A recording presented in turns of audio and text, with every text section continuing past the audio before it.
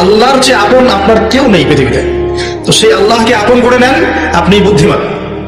আল্লাহকে বাদ দিয়ে অন্য সব কিছুকে আপন করে নেবেন, আপনার মৌতের পরে আপনাকে এরা ভুলে যাবে।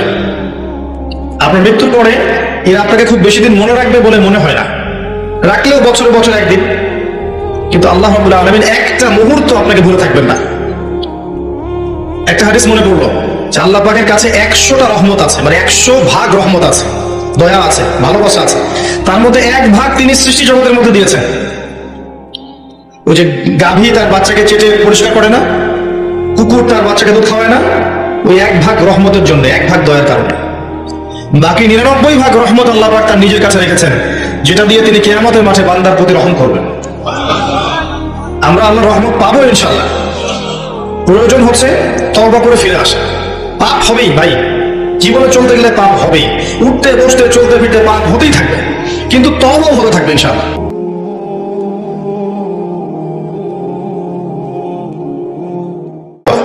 আপনি ঠান্ডা মাথায় এভাবে একটা কাগজ নিয়ে বসেন বাসায়, কাগজ নিয়ে বসে আপনি হিসেব করেন যে মনে করেন, অঙ্ক করেন, মনে করেন আপনার হায়াত 60 বছর, কথার কথা চলে গেছে 30 বছর, বাকি আছে কত বছর? 30 বছর। শেষের 5 বছর মাইনাস করেন। এই 5 বছর আপনি চাইলেও মনের মতো আমল করতে পারবেন না, ঠিক আছে? শরীরে শক্তি থাকবে না, আপনার রোগ ব্যাধি থাকবে, ডায়াবেটিস, ক্যান্সার আর স্ট্রোক ইত্যাদি। নাউজুবিল্লাহ, আল্লাহ পাক হেফাজত করুন। থাকতে পারে, সম্ভাবনা কি বেশি না? 25 আছে আপনার কাছে, 25কে আপনি মাস দিয়ে গুণ করেন, দিন দিয়ে গুণ করেন, দিনের হিসাব পাবেন, পাবেন না? এখানে দাঁড়িয়ে হিসাব করেন আগের জীবনে কোন বছর থেকে আপনার নামাজ ফরজ হয়েছিল, কত বছরের নামাজ আপনি পড়েন নাই, কত বছরের রোজা আপনি রাখেননি, কত যাকাত ফরজ ছিল দেন নাই, ঠিক আছে? পাপের যেগুলো পাপ মনে পড়ছে লিখেন, আমি অমুকের সাথে জেনা করেছি, আমি অমুক দিন অমুক অমুক জায়গায় মদ খেয়েছি, আমি অমুককে হত্যা করেছি, আমি অমুককে পিটিয়েছি, আমি কিশোর গ্যাংয়ে ছিলাম, আমি ক্যাসিনোতে গিয়েছি, আমি এটা করেছি, এটা করেছি, লিস্ট করেন। প্রত্যেকটা পাপ দেখবেন, এক একটা পাপের জন্য আপনি আল্লাহর কাছে আলাদা আলাদা করে আল্লাহর কাছে দোয়াই বলবেন, আল্লাহ আমি ওই পাপ করেছিলাম, আল্লাহ আমাকে মাফ করে দাও, আমি ওই পাপ থেকে তওবা করছি আল্লাহ, আর জীবনে কখনোই পাপ করবো না ইনশাআল্লাহ। এরকম করে তওবা করেন, তওবাটাকে ফিল করতে পারবেন। খালি মুখে যদি বলেন আস্তাগফিরুল্লাহ ওয়া আতুবু ইলাইহি, ফিল করতে পারবেন না। আপনি লিখেন, বুঝবেন যে আপনি কি কি করেছেন জীবনে। করা যাবে না এটা, যেগুলো মনে পড়ছে করা যাবে কিন্তু। এরপরে ওযু করবেন, করে সুন্দর করে 2 রাকাত সালাত পড়বেন, পরে চোখের পানি ছেড়ে আল্লাহর কাছে কান্নাকাটি করবেন যে আল্লাহ এই কাজ আমি করেছিলাম, আমি প্রত্যেকটা কাজ আমি আল্লাহ স্বীকার করছি যে আমি এগুলো ভুল করেছি। আল্লাহ আল্লাহ তুমি আমাকে যত নিয়ামত দিয়েছো সব নিয়ামত স্বীকার করছি আল্লাহ, আমি যত পাপ করেছি, তোমার অবাধ্য হয়েছে, সব স্বীকার করছি আল্লাহ, তুমি আমার পাপগুলোকে মাফ করে দাও। 1 মুহূর্তের মধ্যে আল্লাহ পাক মাফ করে দেবে ইনশাআল্লাহ। শুধু তাই না, আল্লাহ পাক বলেছেন যে আল্লাহ পাক এই সমস্ত গুনাহগুলোকে নেকি দিয়ে পরিবর্তন করে দিবেন ইনশাআল্লাহ। ইল্লা মান তাবা ওয়া আমানা ওয়া আমিলা আমালান সালিহান, আছে না এটা সূরা ফুরকানে? ইল্লা মান তাবা ওয়া আমানা ওয়া আমিলা আমালান সালিহান, তারা নয় যারা তওবা করেছে এবং ঈমান এনেছে এবং বেশি বেশি সৎ আমল করেছে। উলাইকা ইউবাদদিলুল্লাহু সাইয়্যাতিহিম হাসানাত, এরাই তারা যাদের সমস্ত গুনাহকে আল্লাহ পাক নেকি দিয়ে পরিবর্তন করবে। শয়তান ধোঁকা দিবে আপনাকে, শয়তান বোঝাবে এত তাড়াতাড়ি কেন, এখনো সময় পড়ে আছে, পরে তওবা করো, এত দ্রুত দিনের পথে আসতে হবে কেন, অনেক সময় পড়ে আছে, আগে পড়াশোনা শেষ করো, এসএসসি শেষ হোক, ইন্টার শেষ হোক, অনার্স শেষ হোক, মাস্টার শেষ হোক, একটা চাকরি আগে পাও, বিয়ে শাদী হোক, পরিবার হোক, শেষ বয়সে গিয়ে একটা হজ করে আলহাজ টাইটেল নিয়ে নেবো, ব্যাস হয়ে গেল। শয়তান আপনাকে বুঝাবে অনেক কিছু। মনে রাখবেন, ইন্না শাইতানা কানা লিল ইনসানি আদুওয়ান মুবিনা, নিশ্চয়ই শয়তান মানুষের প্রকাশ্য স্পষ্ট শত্রু। এর ধোকায় পা দিবেন। আর ইবলিস অনেক স্মার্ট, কারণ তার অনেক বয়স হয়ে গেছে, সে অনেক প্রবীণ এবং প্রজ্ঞা অর্জন করেছে, সে কিন্তু অনেক স্মার্ট, সে জানে কিভাবে মানুষকে পদস্খলিত করতে হয়। সে মানুষকে নেক্সট সুরতেও ধোকা দিতে পারে। নেক্সট সুরতে মনে হচ্ছে ভালো কাজ করছি আমি, দেখবেন এই ভালো কাজের মধ্যেও দেখবেন ধোকা দিয়ে ফেলেছে, এত স্মার্ট। তো আমি যে পয়েন্টটাতে কথা বলছিলাম যে যুব সমাজকে যদি ইব্রাহিমের মতো, ইসমাঈল আলাইহিস সালামের মতো, মুহাম্মদ সাল্লাল্লাহু আলাইহি ওয়াসাল্লামের আদর্শে উজ্জীবিত হয়ে জীবন করতে হয়, প্রথমে তওবা করতে হবে। খালেস তওবা করে সমস্ত পাপ ছেড়ে দিয়ে বাকিটা জীবন, এই যে 25 বছরের টার্গেট করেন, এই 25 বছর আমি কি করতে চাই, আমার লাইফের গন্তব্য জান্নাত, জান্নাতে যেতে হলে আমার কি দরকার, আল্লাহর সন্তুষ্টি।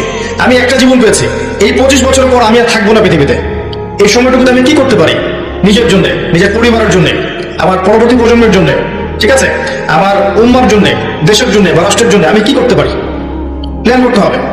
আমি কি কি পড়বো, এখন কোন কোন বই পড়বো, কোন কোন সাবজেক্ট পড়বো, পড়াশোনা করতে হলে আমাকে কার কার কাছে যেতে হবে লিখে ফেলেন। পড়াশোনার পরে আমি কিভাবে আমল করবো, দিন রাত কেমন করে গোছাবো, 24 ঘন্টা রুটিন করে ফেলেন। তারপরে আপনার রিজিকের দরকার, আমি কি রিজিক চাচ্ছি, হালাল না হারাম। আমি হালাল চাচ্ছি, হালাল যদি চাই আমি হালাল জব খুঁজবো, হালাল ব্যবসা করবো, হালাল কৃষিভিত্তিক কাজ করবো, হালাল কিছু করবো, হারামে যাবো না। প্রত্যেকটা কাজ ক্যালকুলেশন করে করেন। বিয়ে করবো, এরপর আমি কাকে বিয়ে করবো, এই জিন্স এবং টি শার্ট পরা মেয়েকে নাকি একটা পর্দাশীল মুত্তাকি মেয়েকে? যে মুত্তাকি মেয়েকে ঠিক চিহ্ন দিলেন, এবার আসেন মুত্তাকি মেয়ে খুঁজতে হবে। মুত্তাকি মেয়ে ফেসবুকে পাওয়া যাবে না, মেসেঞ্জারে পাওয়া যাবে না, হোয়াটসঅ্যাপে, ইমো, ভাইবারে পাওয়া যাবে না। ওইখানে যোগাযোগ করতে হবে, উপরে যোগাযোগ করে বলতে হবে রব্বানা, বলেন হাবলানা মিন আজওয়াজিনা ওয়া যুররিয়াতিনা কুররাতা আয়ুন ওয়াজআলনা লিল মুত্তাকিনা ইমামা। সূরা ফুরকান শেষের দিকে আছে। এই দোয়া করতে থাকেন আল্লাহর কাছে, আল্লাহ পাক মিলাই দেবেন ইনশাআল্লাহ আযজা ওয়া জাল। ভুলেও ওই জিন্স এবং গেঞ্জি সংস্কৃতির মেয়েকে ঘরে তুলেন না, এই আপনার পরিবারটা জাহান্নামের টুকরা হয়ে যাবে। এই কাজগুলো করতে চায় না। আর এটাও মনে রাখেন যে সব বোরখা মানেই মুত্তাকি পরেজগার মেয়ে নয়, সব বোরখার পিছনেই দিনদার মেয়ে থাকে না, এটা মাথা রাখবেন। ওইখানে কারেকশন করেন, ইনশাআল্লাহ আল্লাহ পাক ব্যবস্থা করে দিবেন ইনশাআল্লাহ। রিজিক কে দেয় ভাই? আসমান জমিন সৃষ্টির 50,000 বছর আগে, কত হাজার? 50,000 বছর আগে আল্লাহ পাক তাকদীর লিখে ফেলেছে, লিখা হয়ে গেছে আপনার কার সাথে বিয়ে হবে, আপনার কয়টা বাচ্চা হবে, আপনি কত বছর থাকবেন পৃথিবীতে, কিভাবে মারা যাবেন, কোন দিন মারা যাবেন, এবং মৌতের পর আপনার কি হবে। এই পৃথিবীতে আপনি কত কোটি চালের দানা খাবেন, কত কোটি ডালের দানা খাবেন, কতগুলো মাছ খাবেন, কতগুলো মাংস খাবেন, সব লেখা আছে, সব লেখা আছে। আল্লাহ পাকের এই পুরো সিস্টেমের মধ্যে আমরা এর বাইরে যাওয়ার কোনো ক্ষমতা নেই। মানুষ আল্লাহকে চিনে না, মানুষ আল্লাহকে চিনে না বলেই আল্লাহর অবাধ্য হয়। ওমর রাদিয়াল্লাহু আনহু আমিরুল মুমিনিন, ইসলামের দ্বিতীয় খলিফা, রাতের বেলা তাহাজ্জুদ পড়তেন, আবার রাতের একটা অংশ অল্প একটু বিশ্রাম নিতেন, নিয়েই আবার বের হয়ে পড়তেন জনগণের খোঁজখবর নেওয়ার জন্য। দেখছেন যে এক মা চুলার উপরে হাঁড়ি বসিয়ে রেখেছে, হাঁড়িতে কিছু নাই, বাচ্চারা কাঁদছে। গল্পটা জানেন না? এটা প্রসিদ্ধ গল্প, কিন্তু প্রসিদ্ধ কাহিনী, বিভিন্ন কিতাবে এসেছে। তো তিনি গিয়ে জিজ্ঞাসা করলেন কি সমস্যা, বাচ্চা কাঁদছে কেন, খাবার কথা। তো এই মহিলা বলছে ওয়াল্লাহি হাযা বাইনি ওয়া বাইনা উমর, আল্লাহর কসম করে বলছি এই অবস্থাটা আমার ওমরের আর আল্লাহর মাঝখানের ব্যাপার।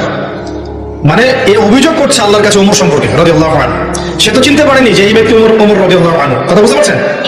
আচ্ছা, এবার ওমর রাদিয়াল্লাহু আনহু একটু ভয় পেয়ে গেলেন, মানে বিচলিত হয়ে পড়লেন যে আমার ব্যাপারে আল্লাহর কাছে দাবি রাখলে তো সমস্যা না।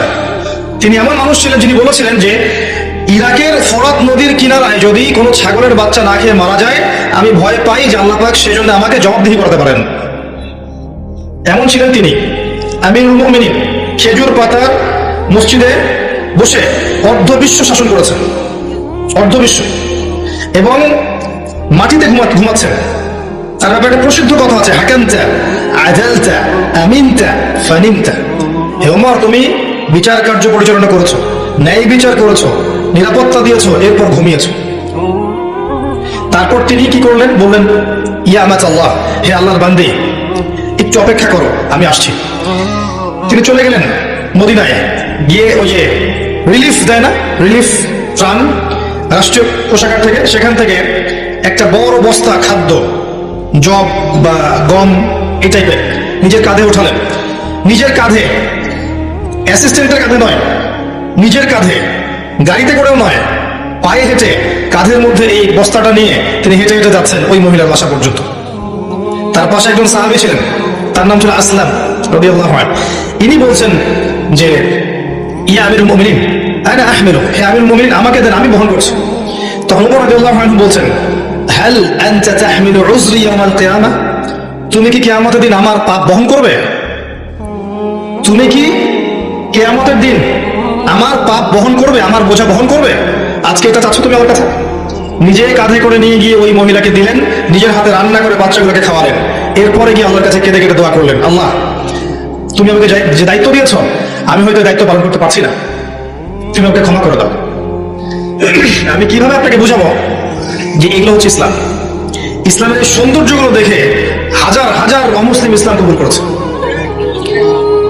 ইসলাম তরোয়ারির জোরে ছড়ানো হয়নি, মানুষকে জোর করে, বোমাবাজি করে, সন্ত্রাসবাদ ছড়িয়ে এভাবে ইসলামের প্রচার হয়নি, কখনো হবেও না ইনশাআল্লাহ। ইসলাম এভাবে সৌন্দর্য দিয়ে প্রতিষ্ঠিত হয়েছে, ন্যায় বিচার দিয়ে, আদালত আমানত দিয়ে, মুসলিমদের তাকওয়া পরেজগারদের চরিত্র দিয়ে। আর এই যুব সমাজের চারিত্রিক এই অধঃপতনের দিকে তাকান, এরা কি আসলে সেই উম্মার সদস্য?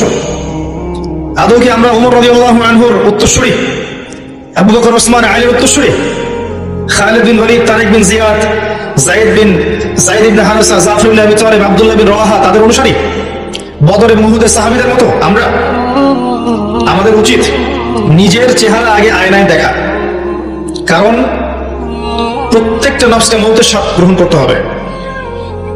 ফাইন্নামা তুওয়াফাউনা উজুরাকুম ইয়াউমাল কিয়ামা, এরপর কিয়ামতের মাঠে তোমাদেরকে পূর্ণ প্রতিদান দেয়া হবে। ফামান যুহজিহা আনিন নার ওয়া উদখিলাল জান্নাতা ফাকাদ ফাজ, ওই দিন যাকে জাহান্নাম থেকে বাঁচানো হবে এবং জান্নাতে প্রবেশ করানো হবে, একমাত্র সে ব্যক্তি সফল, আর কেউ সফল নয়। তাই আমি যুব সমাজকে আমার হৃদয়ের অন্তঃস্থল থেকে অনুরোধ করব, এই যে সময় নষ্ট করা, অহেতুক পড়াশোনায় ফাঁকি দেওয়া, আপনার ইসলামের বেসিক জিনিসগুলো না শেখা, কোরআন হাদিস না পড়া, রোজা না রাখা, নামাজ না পড়া, কোরআন তেলাওয়াত না করা, আল্লাহর জিকির আজগার না করা, সারাটা দিন এই যে ফেসবুকিং, ইউটিউবিং, আপনার পাবজি, আপনার টিকটক, এই যে আপনার আগে কি আছে, এই পর্নোগ্রাফি, আপনার অশ্লীল সাইটগুলোকে ভিজিট করা, মেয়েদের সাথে চ্যাটিং করা, গার্লফ্রেন্ডের সাথে ডেটিং এ যাওয়া, জিনা করা, মাদক দ্রব্য সেবন করা, এই যে পশ্চিমাদের নোংরা সংস্কৃতিতে অভ্যস্ত হয়ে গেছেন, আল্লাহর ওয়াস্তে এখান থেকে তওবা করে ফিরে আসেন। ফিরে আসেন, আপনার জন্য দুইটা সুসংবাদ। একটা হচ্ছে নবী সাল্লাল্লাহু আলাইহি ওয়াসাল্লাম বলেছেন, কিয়ামতের মাঠে আল্লাহ পাক 7 শ্রেণীর মানুষকে আল্লাহর আরশের ছায়ায় ছায়া দিবেন, যেদিন ওই ছায়া ছাড়া অন্য কোনো ছায়া থাকবে না। তার মধ্যে এক শ্রেণী হচ্ছে যে যুবক সমাজ বা যুবক শ্রেণী, যুবতীও পড়বে মধ্যে, যারা তাদের যৌবনকালটাকে আল্লাহর রাস্তায় মিলিয়ে দিয়েছে। মনে রাখবেন, বার্ধক্যে গেলে মৌতের ফিকির সবার হয়, বার্ধক্যে গেলে সবারই মৌতের ফিকির হয়, কিন্তু ওই বার্ধক্যে গেলে এখনকার গোল্ডেন টাইমটা কখনো ফিরে আসবে না, কোশ্চিন কালে আপনি এই সময়টা ফিরে পাবেন না। আরেকটা হচ্ছে যে আল্লাহ পাক সেই যুবককে দেখে বিস্মিত বোধ করেন, যে যুবক তার প্রবৃত্তির চাহিদাকে দমন করেছে এবং যৌবনকালটাকে আল্লাহর পথে দিয়ে দিয়েছে।